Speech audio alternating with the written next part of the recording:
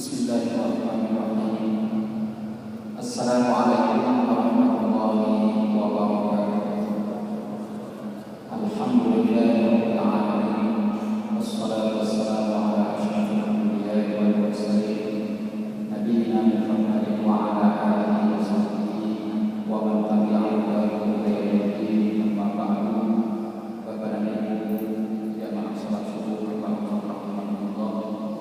Kita akan melanjutkan kajian kita kemarin sore ini tentang kedudukan dan potensi surat Al-Fatihah. Kedudukan dan potensi surat Al-Fatihah. Kemarin sore kita sudah jelaskan beberapa hal yang berkaitan dengan kedudukan dan potensi surat Al-Fatihah. Sebagaimana kita katakan bahwa surat Al-Fatihah merupakan salah satu daripada rukun sholat yang dilakukan tidak akan sah kalau kita tidak membaca surat Al-Fatihah. Rasulullah SAW bersabda, "La sholata liman lam yaqra' bi-Fatihatil Kitab." Tidak sah sholat bagi orang yang tidak membaca Fatihatul Kitab atau surat Al-Fatihah. Kemudian kita juga sudah jelaskan bahwa surat Al-Fatihah merupakan surat yang paling mulia dan paling agung dalam Al-Quran. Demikian diriwayatkan dari Abu Hurairah radhiyallahu ta'ala anhu, yaitu sabda yang disampaikan oleh Rasulullah SAW kepada Ubay bin Ka'ab.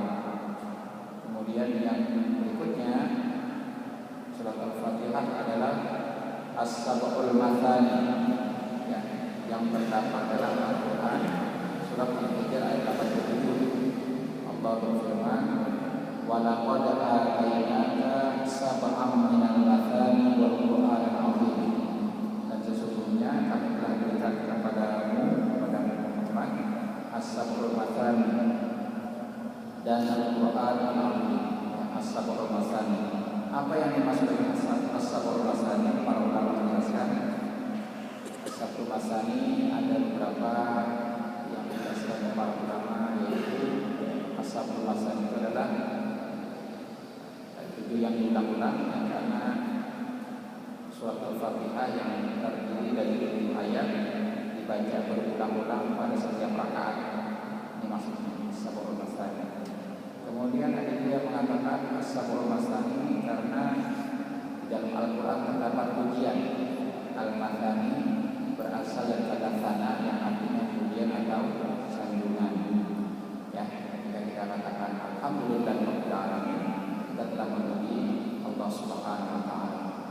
Kemudian As-Sab'ul Mathani juga diartikan karena Al-Quran, surat Al-Fatihah khususkan untuk umat ini, ya, di mana Allah Subhanahu wa taala sebagaimana hadis yang kita bacakan tadi, Allah Subhanahu wa taala tidak menurunkan satu surat semisal Al-Fatihah baik dalam Taurat, Injil, Zabur, bahkan Al-Quran itu sendiri.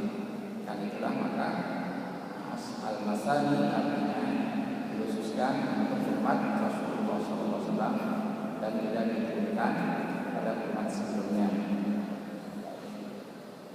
Kemudian kita juga telah menjelaskan bahwa dalam surat Al-Fatihah ada penggabungan antara tawassul dengan pujian, di mana tawassul dan pujian ini merupakan salah satu hal atau perkara yang dapat yang menjadi penyebab dikabulkannya doa. Kita bertawassul kepada Allah Subhanahu wa taala dan sekaligus juga memuji Allah Subhanahu wa taala, maka ketika kita menggabungkan dua sarana ini atau dua wasilah ini, maka doa adalah yang dikabulkan. Kita juga sudah jelaskan tentang tawassul, yaitu tawassul dengan nama dan sifat Allah, yang kedua tawassul dengan amal saleh, dan yang ketiga tawassul dengan doa orang saleh yang masih hidup. Nah, kemudian kita juga akan menjelaskan tentang surat Al-Fatihah ini walaupun pendek, tetapi dia dia memuat 3 jenis atau 3 macam tauhid sekaligus, ya. Tauhid rububiyah, tauhid uluhiyah, dan tauhid asma wa sifat. Kita sudah jelaskan ketiga macam tauhid ini, tauhid rububiyah, tauhid uluhiyah, dan tauhid asma wa sifat. Baik, sekarang kita lanjutkan tentang urgensi dan kedudukan surat Al-Fatihah. Syekh Muhammad Shalih Al-Munajjid mengatakan surat ini mengandung obat hati dan obat badan. Surat ini mengandung obat untuk penyakit hati dan penyakit badan, penyakit hati dan penyakit fisik. Syekh Muhammad Shalih Al-Munajjid mengutip pendapat atau perkataan Imam Ibnu Qayyim. Al-Imam Ibnu Qayyim mengatakan, adapun terkait obat bagi hati, maka sungguh surat ini memiliki kandungan tersebut. Ya, surat Al-Fatihah memiliki kandungan untuk mengobati penyakit hati. Karena penyakit hati, kata beliau, bergeser pada 2 sumber. Sumbernya 2. Yang pertama rusaknya ilmu, dan yang kedua rusaknya niat, yang berdampak pada 2 penyakit mematikan, yaitu kesesatan dan kemarahan. Sementara kemarahan adalah dampak dari rusaknya niat, keduanya termasuk unsur pokok semua penyakit hati. Petunjuk ke jalan yang lurus mengandung obat dari penyakit kesesatan. Oleh karena itu, permohonan petunjuk termasuk doa wajib bagi setiap hamba dan harus dilakukan setiap hari pada setiap sholat. Baik, ini saya jelaskan.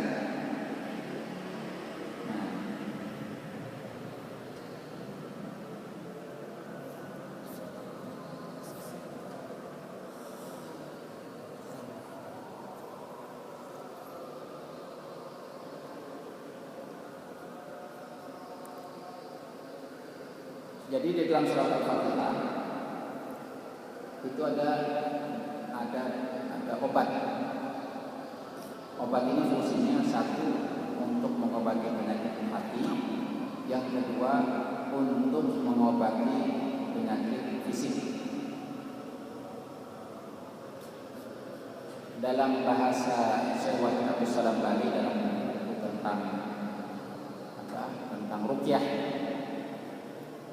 mengomentari firman Allah Subhanahu wa taala dalam surat Al-Isra, wa nunazzilu minal Qur'ani ma huwa syifaa'u wa rahmah,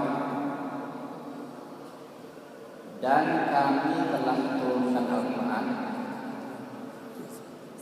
wa nunazzilu minal Qur'an, dan telah kami turunkan Al-Qur'an, ma huwa syifa', yang menjadi syifa. Syifa itu apa, Pak? Obat atau penawar, ya. Syifa, obat atau penawar, dan sekaligus sebagai rahmat. Nah, beliau katakan syifa ini maknanya bisa syifa yang bersifat hissi, ya. Hissi itu sesuatu yang tampak, sesuatu yang konkret. Kemudian syifa juga bermakna maknawi, yang tidak kelihatan, abstrak. Syifa hissi wa syifa maknawi. Kemudian Imam Ibnu Qayyim menjelaskan berkaitan dengan kedudukan dan urgensi surat Al-Fatihah. Dia katakan di dalam surat Al-Fatihah terkandung obat untuk penyakit hati dan penyakit badan sekaligus. Lalu dia terangkan begini. Sekarang kita fokus pada penyakit hati. Bapak dan Ibu semua, penyakit hati ini bisa lebih berbahaya daripada penyakit namun tidak sedikit di antara kita yang kurang menyadarinya. Kita seringkali tidak pernah berkeluh kesah kalau kita punya penyakit hati. Sebaliknya kita seringkali mengeluh, berkeluh kesah, ya, karena penyakit fisik yang ada pada kita. Sakit kepala mengeluh, aduh, sakit perut mengeluh, ya, sakit yang lain yang sifatnya fisik kita seringkali berkeluh kesah.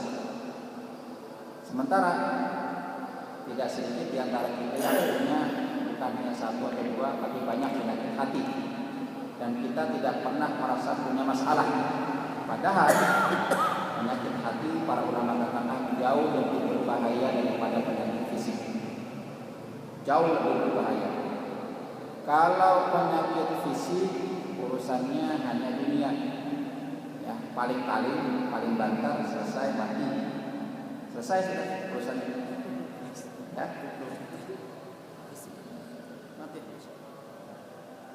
Jadi sedangkan penyakit hati ini bukan hanya masalah dunia, tapi juga masalah kehidupan yang kekal abadi. Kehidupan yang kekal abadi. Ya. Allah Subhanahu wa taala berfirman, "Fi qulubihim marad." Ini ayat berkaitan dengan orang-orang munafik.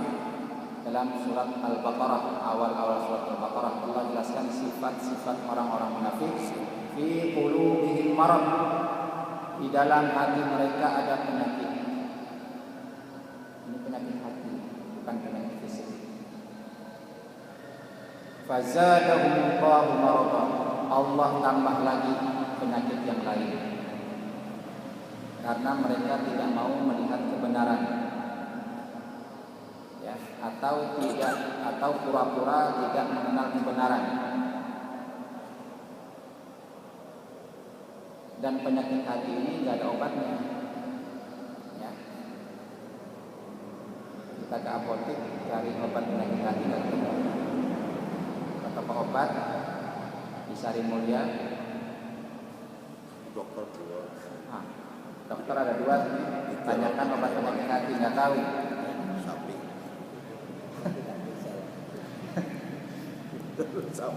Ya kan beratnya di sini. Ya, karena nggak ada obatnya masalahnya. Obatnya tidak lain adalah ilmu. Obatnya di sini, di majelis ilmu, majelis zikir, masjid, ya. Ini obat penyakit hati. Baik, sekarang kita lihat kandungan surat Al-Fatihah yang kata Imam Ibnu Qayyim, surat Al-Fatihah mengandung obat bagi penyakit hati. Dan ini sangat penting untuk kita perhatikan, ya.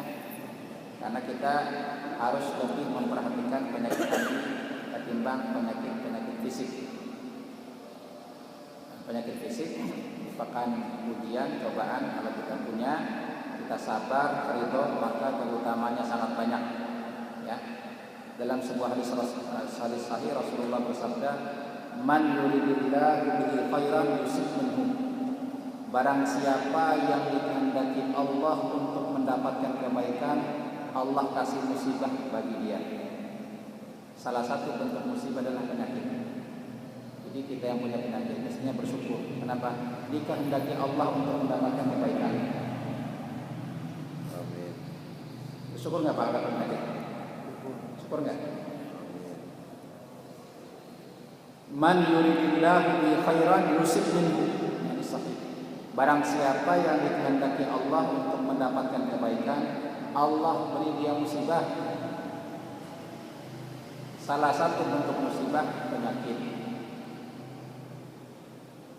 Karena itu Syekh Muhammad Shalih Al-Utsaimin mengatakan tingkatan sabar yang paling tinggi adalah bersyukur mendapatkan ujian. Ya, bukan berkeluh kesah, malah bersyukur. Kenapa? Satu, kalau dia mendapatkan ujian, cobaan, musibah, semua dosanya diampuni Allah, semua dosa. Yang kedua, kedudukannya bertambah di sisi Allah Subhanahu wa taala. semakin banyak musibah, semakin banyak ujian, semakin dia ridho, sabar, menerima, semakin tinggi kedudukannya di sisi Allah Subhanahu wa taala. Ini penyakit fisik. Tapi kalau penyakit hati, jangan bersyukur kalau dapat. Ini musibah yang sesungguhnya. Kurang banyak. Ya. Apa penyakit hati? Kita lihat umpamanya dalam sebuah hadis sahih Rasulullah bersabda, ini doa yang bagus sekali kita amalkan. Dan ini terdapat, ini merupakan bentuk-bentuk penyakit hati. Allahumma inni a'udzubika min ilmin la yanfa' wa min qalbin la yakhsha wa min nafsin la tashba' wa min du'ain la yusma'. Ada 4. Yang pertama, ya Allah, aku berlindung kepada Engkau daripada ilmu yang tidak bermanfaat. Yang kedua, aku berlindung kepada Engkau ya Allah dari hati yang tidak khusyuk. Yang ketiga, nafsu yang tidak pernah merasa puas atau merasa kenyang, tamak, serakah. Dan yang keempat, doa yang tidak dikabulkan oleh Allah Subhanahu wa taala. Nah, kembali ke surat Al-Fatihah. Imam Al-Qayyim katakan penyakit hati itu sumbernya 2. Yang pertama, rusaknya ilmu. Yang kedua, rusaknya niat. Rusaknya ilmu menyebabkan kesesatan, dan rusaknya niat menyebabkan kemarahan. Sumber pertama bagi penyakit hati adalah rusaknya ilmu. Kenapa ilmu itu bisa rusak? Rusaknya ilmu berarti ilmu tersebut tidak bermanfaat. Ini yang Rasulullah SAW minta perlindungan kepada Allah daripada di doa yang kita baca 4. Allahumma inni a'udzubika min ilmin la yanfa'. Ya Allah, aku berlindung kepada Engkau daripada ilmu yang tidak bermanfaat. Bahaya sekali. Ya, ilmu yang tidak bermanfaat sangat berbahaya. Apa arti ilmu yang tidak bermanfaat? Untuk memahami ilmu yang makna ilmu yang tidak bermanfaat, berarti kita harus tahu arti ilmu yang bermanfaat. Ilmu yang bermanfaat adalah ilmu satu, ilmu yang kita amalkan. Jadi kita tahu, kita punya ilmu tentangnya, kemudian kita amalkan, kita aplikasikan dalam kehidupan kita sehari-hari. Kemudian selain itu, ilmu yang bermanfaat dalam bentuk pengamalan adalah selain untuk kita pribadi, ilmu ini juga harus kita sebarluaskan. Sebab ilmu bukan untuk konsumsi pribadi, ilmu untuk diberikan kepada orang lain, untuk disebarluaskan. Para ulama katakan ilmu adalah seperti harta, sebagaimana harta wajib dizakati, ilmu pun wajib dizakati. Wa zakatul ilmi ta'limu, dan zakatnya ilmu adalah mengajarkan kepada orang lain, mengajarkannya kepada orang lain. Karena itu Rasulullah SAW bersabda, khairukum man ta'allama al-Qur'ana wa 'allamahu. Sebaik-baik kamu adalah orang yang belajar Al-Qur'an dan mengajarkannya kepada orang lain. Ya. Belajar Al-Qur'an, setelah punya ilmu, ajarkan kepada orang lain. Beliau juga berpesan kepada kita, balighu anni walau ayat, sampaikan dariku walaupun 1 ayat. Ada kewajiban untuk menyampaikan ilmu yang ada pada kita, walaupun ilmu kita sedikit. Bapak dan Ibu, jadi untuk menjadi dai artinya mengajak kepada kebaikan, tidak harus jadi sarjana dulu. Wah, saya belum mampu nih dakwah, karena saya tidak kuliah di kuliah di kedokteran hewan.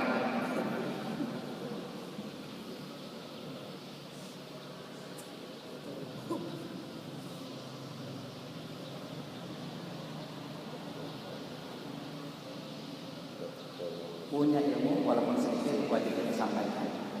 Dan tentu saja kita menyampaikan ilmu yang kita miliki tersebut sebatas kemampuan kita. Apa ciri-ciri ilmu yang bermanfaat? Satu, ilmu yang selalu mengajak kita kepada kebaikan. Ilmu yang senantiasa mendekatkan diri kita kepada Allah Subhanahu wa taala. Yang pertama. Yang kedua, ilmu yang selalu membuat kita cinta kepada ilmu itu. Ilmu yang membuat kita cinta, haus akan ilmu. Jadi semakin kita menuntut ilmu, semakin haus kita akan ilmu. Ini salah satu ciri ilmu yang bermanfaat. Nah, artinya apa? Artinya ilmu yang rusak, ilmu yang tidak bermanfaat adalah ilmu kita punya tapi kita semakin jauh dari Allah Subhanahu wa taala. Makin rajinnya majelis ilmu, makin jauh dari Allah. Makin sering atau makin rajin datang ke masjid. Nah, makin rajin datang ke majelis ilmu tapi makin jauh dari masjid, jauh dari agama, jauh dari ulama. Ini ilmu yang tidak bermanfaat, ini ilmu yang rusak. Yang kedua, ilmu yang tidak mendorong kita untuk selalu menuntut ilmu. Karena itu Abu Darda berpesan kepada kita tentang ini, dia katakan kun aliman au muta'alliman au mustami'an wa la takun rabi'an fatahli. Jadilah kamu orang yang berilmu.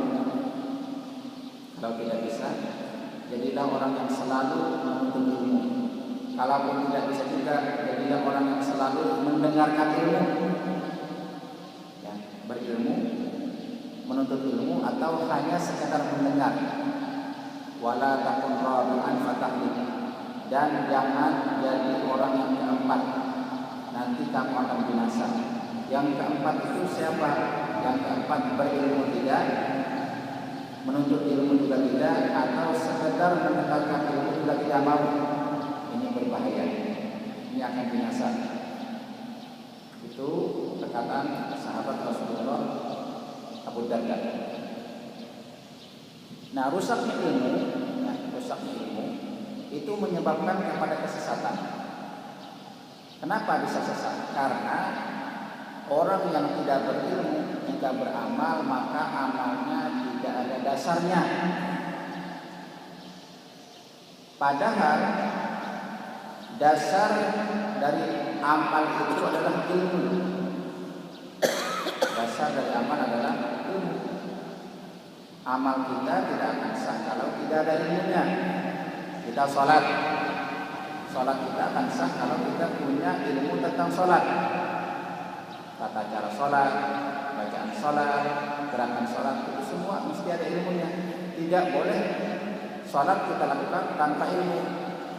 Tidak boleh kita membuat kreasi atau inovasi dalam bacaan sholat umpamanya, atau gerakan sholat umpamanya, atau baca sholat, nggak boleh. Orang yang membuat inovasi, kreasi dalam hal ibadah itu semuanya karena tidak ada ilmunya. Jadi ilmu merupakan dasar dari amal. Karena itu Imam Al-Bukhari membuat satu bab khusus dalam kitab beliau, Babul ilmi qablal qawli wal amal. Bab ilmu sebelum berkata-kata dan sebelum beramal. Surat Al-Fatihah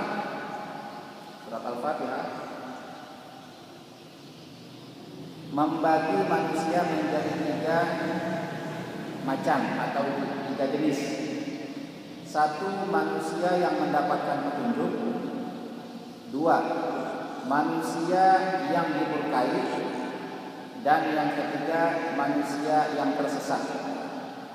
Adapun manusia yang mendapatkan petunjuk, mereka adalah orang-orang beriman yang senantiasa memohon petunjuk kepada Allah Subhanahu wa taala dengan mengucapkan ihdinas siratal mustaqim,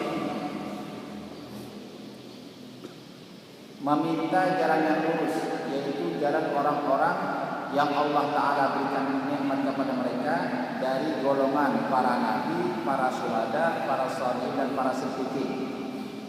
Yang pertama. Yang kedua, orang-orang yang dimurkai. Siapa mereka? Rasulullah katakan mereka adalah orang-orang Yahudi atau orang-orang yang mengikuti jejak langkah mereka, yaitu orang yang berilmu tetapi tidak mengamalkan ilmunya. Orang yang berilmu tapi tidak mengamalkan ilmunya, dia akan dimurkai oleh Allah Ta'ala. Yang ketiga, orang yang tersesat, ad-dallun, yaitu orang-orang yang beramal tapi tanpa dasar ilmu. Beramal tapi tanpa dasar ilmu. Rasulullah sallallahu alaihi wasallam bersabda, "Man ahdatsa fi amrina hadza ma laysa minhu fa huwa rad." Barang siapa yang membuat perkara-perkara baru dalam agama kita ini, fa huwa rad, maka perkara baru itu tertolak. Man amila amalan laysa alaihi amruna fa huwa rad.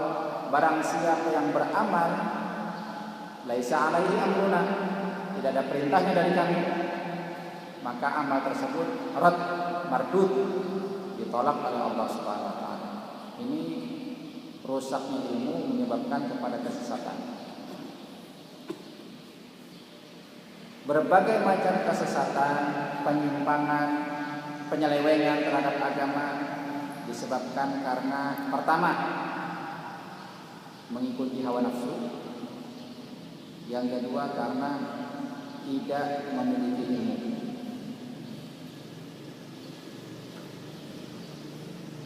Orang yang melakukan penyimpangan mungkin pertama karena ketidaktahuan. Kenapa kamu berbuat seperti ini?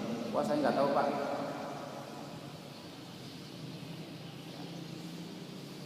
Yang kedua, tahu tapi tetap melakukan. Itu namanya mengikuti hawa nafsu. Nah, jadi rusak ilmu itu menyebabkan kesesatan. Karena itu berkaitan dengan surah Al-Fatihah, Allah Subhanahu wa taala perintahkan kita untuk membaca ini, ihdinas siratal mustaqim. Memohon petunjuk, memohon kepada Allah Subhanahu wa taala sesuatu yang sangat urgen, yang sangat penting, yaitu hidayah. Tidak ada permohonan yang lebih penting, yang lebih urgen bagi kita selain memohon hidayah kepada Allah Subhanahu wa taala. Yang pertama, kita bersyukur kepada Allah Subhanahu wa taala mendapatkan hidayah ini, yaitu hidayah iman, hidayah agama, menjadi pengikut Rasulullah sallallahu alaihi wasallam. Kemudian yang kedua, kita memohon kepada Allah Subhanahu wa taala untuk tetap istiqamah dalam hidayah ini. Karena itu, ihdinas siratal mustaqim menjadi wajib untuk selalu kita baca. Paling tidak 17 kali dalam satu hari satu malam. Kita minta kepada Allah Subhanahu wa taala supaya hidayah ini tidak dicabut, tidak hilang sampai akhir hayat kita. Di sini letaknya kedudukan dan urgensi surat Al-Fatihah. Kita meminta kepada Allah Subhanahu wa taala sesuatu yang sangat penting, yang sangat urgen dalam hidup kita. Dan ini yang menjadi penentu keselamatan atau kesengsaraan manusia. Bahagia atau celaka manusia adalah tergantung kepada hidayah ini. Dan itu kita minta kepada Allah Subhanahu wa taala. Kemudian yang kedua, rusaknya niat. Penyakit hati yang kedua disebabkan karena rusaknya niat. Ya. Rusaknya niat itu berakibat kepada kemarahan. Apa hubungannya antara rusaknya niat dan kemarahan? Kalau rusaknya ilmu kesehatan sudah tahu kita hubungannya. Ya. Karena amal ibadah kita harus didasarkan kepada ilmu, maka kalau ilmunya rusak, manusia akan tersesat. Nah sekarang rusaknya niat akan berdampak pada kemarahan. Untuk mengetahui hubungan keduanya, kita mesti melihat beberapa ayat dan beberapa hadis yang berkaitan dengan masalah marah. Ya. Nah, dalam surat Al-Imran ayat 134,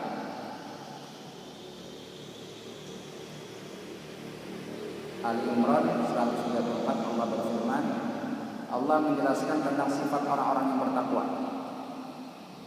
Alladzina yunfiquna fis sarra'i wad dharra'i wal kadhimina al ghaidha wal 'afina 'anil nas wallahu yuhibbul muhsinin. Orang-orang yang bertakwa itu adalah orang-orang yang yunfiquna fis sarra'i wad dharra'i, yang menafkahkan hartanya baik di waktu lapang maupun di waktu sempit. Yang pertama, ciri orang yang bertakwa yang Allah Ta'ala sebutkan dalam surat Al-Imran 134. Kemudian yang kedua, wal kadhiminal ghaidha, dan orang-orang yang dapat menahan amarahnya atau dapat menahan marahnya.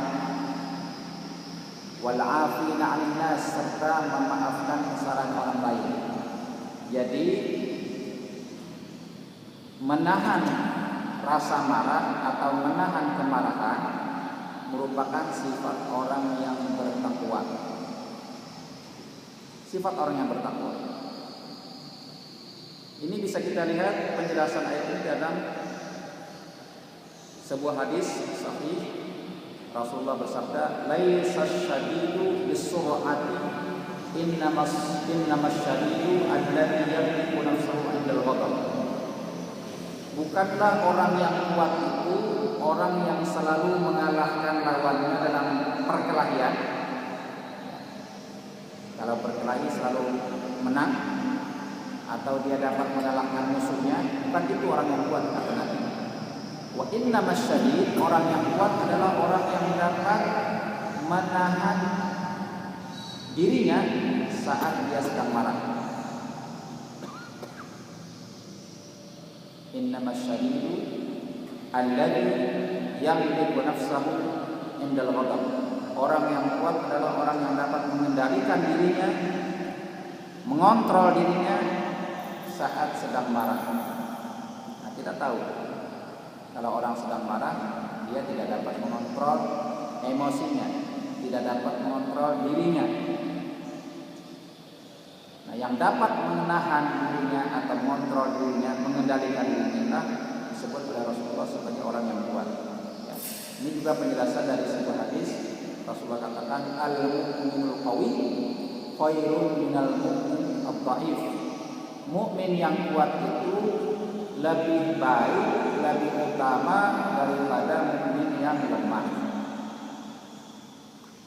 Jadi kuat tidak kita artikan secara fisik, kuat fisik bukan, lebih kepada hal yang sifatnya maknawi, spiritual, kemampuan untuk mengendalikan diri saat marah. Kita lihat lagi Bapak. Man kadzama ghaizan wa huwa qadirun ala an yunfidhahu da'allahu azza wa jalla ala ru'usil khalaiq yaumal qiyamati hatta yukhayrahu Allah minal khur ma syaa.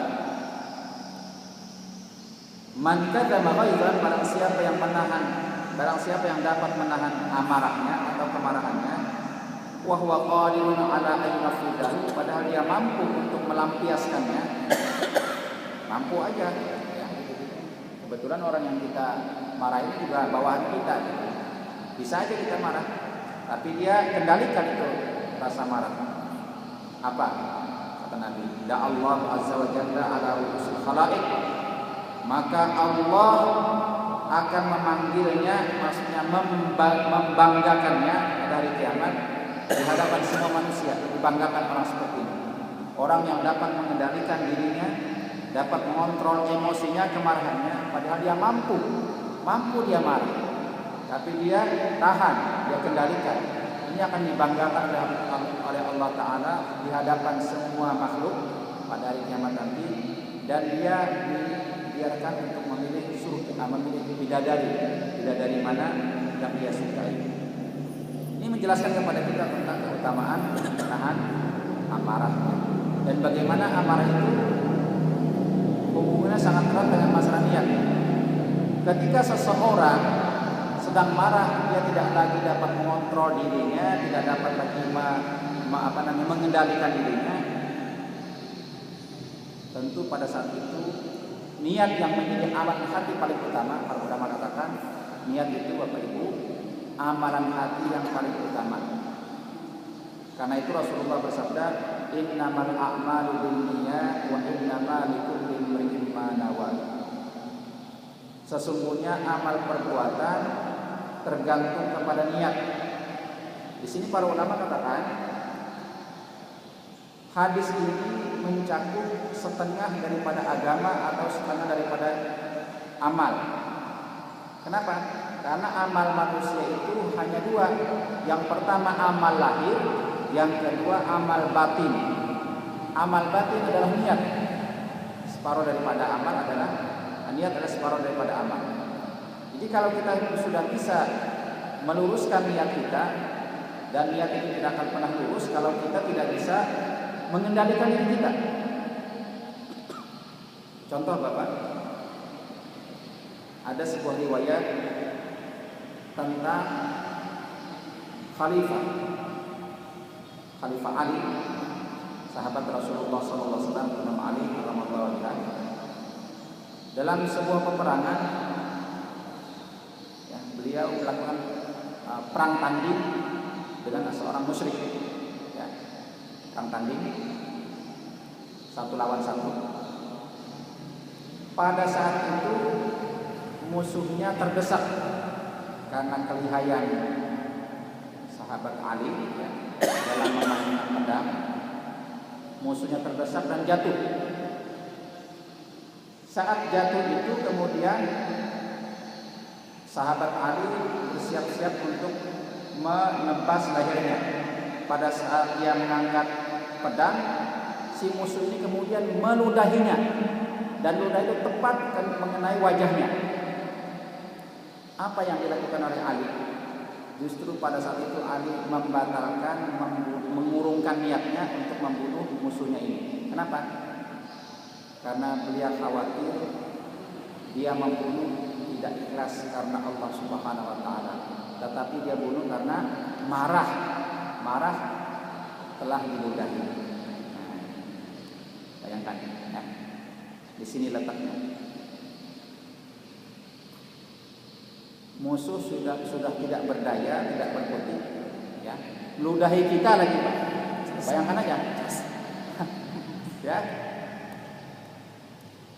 Musuhnya walaupun tidak menyakiti kita, kan kita mau bunuh nih, ini sudah jelas-jelas musuh, ditambah lagi dengan menyakiti kita, meludahi kita. Bagian yang kena ludah muka lagi, ya. Ini kan paling enak dipotong terus dicincang-cincang.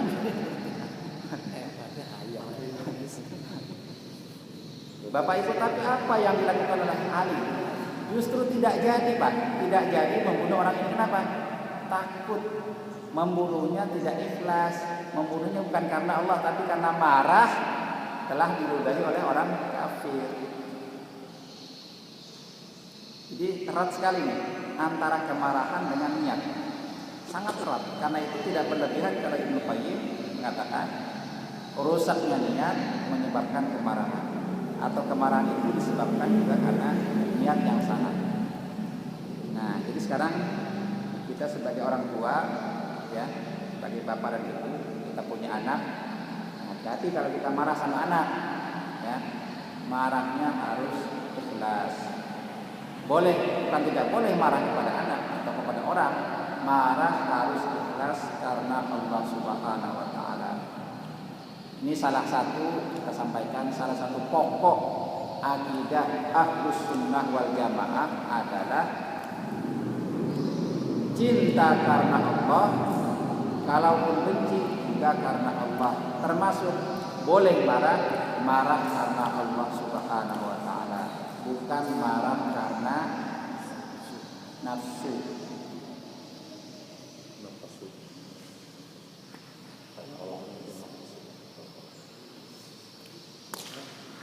Ya. Kembali ke penyakit hati. Jadi penyakit hati disebabkan karena rusaknya ilmu dan rusaknya niat. Rusaknya ilmu menyebabkan kesesatan, dan rusaknya niat menyebabkan kemarahan. Nah, itu mudah-mudahan kita semua termasuk orang-orang yang bertakwa kepada Allah Subhanahu wa taala, yang salah satu sifatnya adalah mengendalikan dirinya saat sedang marah. Baik, kita cukupkan dulu pengajian kita pada pagi ini.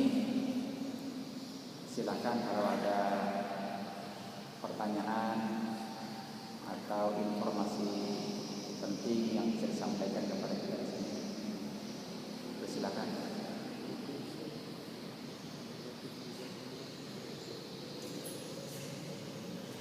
Sekitar 10 menit, silakan Pak. Bentar Pak Mujiono. Suatu amalan atau ibadah yang kita bisa dalil dan bisa dilakukan karena Allah. Bagaimana hukum bagi orang yang awam? Bagaimana hukum bagi orang yang awam? Orang yang awam harus belajar. Ya. Orang awam harus belajar. Kewajiban kita semua adalah menuntut ilmu. Tujuannya adalah supaya amal ibadah yang kita lakukan diterima oleh Allah Subhanahu wa taala. Amal ibadah akan diterima oleh Allah Subhanahu wa taala dengan 2 syarat. Syarat yang pertama ikhlas, syarat yang kedua mengikuti tuntunan agama. Tuntunan agama tidak bisa kita ketahui kalau kita tidak belajar. Karena itu menuntut ilmu atau belajar menjadi kewajiban bagi setiap muslim. Talabul ilmi fardhatun 'ala kulli muslim.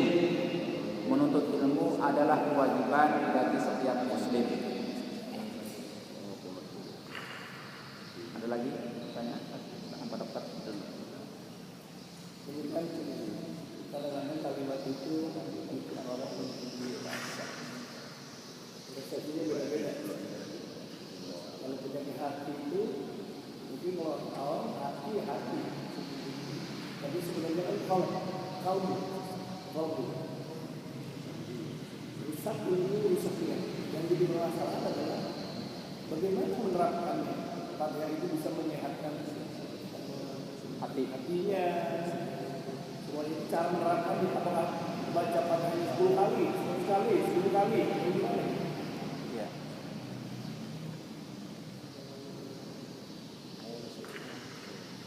Surat Al-Fatihah bisa menjadi obat bagi penyakit hati dan penyakit badan. Bagaimana supaya surat Al-Fatihah ini betul-betul bisa menjadi obat bagi penyakit hati yang ada pada kita? Hati dalam pengertian qalb, hati yang sifatnya abstrak, bukan konkret. Jadi saya tahu dalam tafsir Al-Asas menyebutkan ini hati itu begini Pak. Hati itu bukan hati yang salah satu organ tubuh manusia yang ada di dalam dada ini, bukan ya. Kalau hati itu letaknya sebelah mana Pak? Kanan ya, bukan itu maksudnya. Tapi hati itu adalah seperti beliau katakan, seperti bara dengan api. Nah, api itu adalah hati.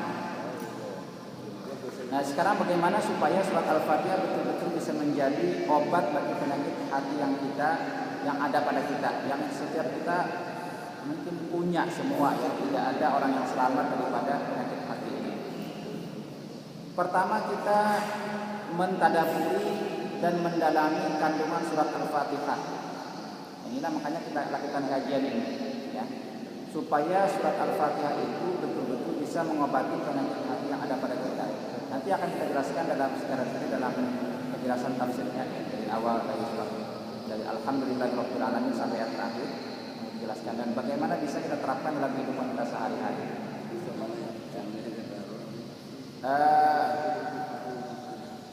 Menjadikan surat Al-Fatihah sebagai obat penyakit hati tentu saja tidak cukup kita baca. Tidak cukup kita baca surat Al-Fatihah, baca berkali-kali, bukan seperti itu maksudnya. Tapi kita renungkan maknanya, renungkan kandungan yang terdapat di dalamnya, kemudian kita aplikasikan dalam kehidupan kita sehari-hari. Sebagai contoh umpamanya, ketika kita membaca Iyyaka na'budu wa iyyaka nasta'in, ya, kepadamulah aku menyembah dan kepadamulah aku memohon pertolongan. Perhatikan kata Iyyaka na'budu. Di sini kita betul-betul menghambakan diri kepada Allah Subhanahu wa taala. Betul-betul kita ingin menjadi hamba Allah, tidak ingin menjadi hamba yang lain. Ketika ada manusia yang menjadi hamba selain Allah, berarti dia sudah terjangkit penyakit hati. Ya, dia mungkin hamba atasan, hamba harta, hamba wanita, hamba yang lain. Berarti dia sudah terjangkit penyakit hati. Manusia, padahal ubudiyah, ulama katakan ubudiyah itu adalah tingkatan atau maqam yang paling tinggi. Karena itu Rasulullah SAW disebut oleh Allah sebagai hamba. Ya, dalam surat Al-Isra, Subhanalladzi asra bi'abdihi lailan minal masjidil haram ilal masjidil aqsa. Maha suci Allah yang telah memperjalankan hambanya. Rasulullah sebut sebagai hamba karena hamba ini maqam, kedudukan, tingkatan yang paling tinggi. Tidak ada kedudukan yang lebih tinggi daripada maqam ubudiyah, tidak ada. Dan itu ditempati oleh Rasulullah, ya, sebagai manusia terbaik. Subhanalladzi asra bi 'abdihi, maha suci Allah yang telah memperjalankan hambanya. Allah tidak katakan subhanalladzi asra Muhammadan, ya, disebut nama tidak, tapi disebut makamnya, Pak.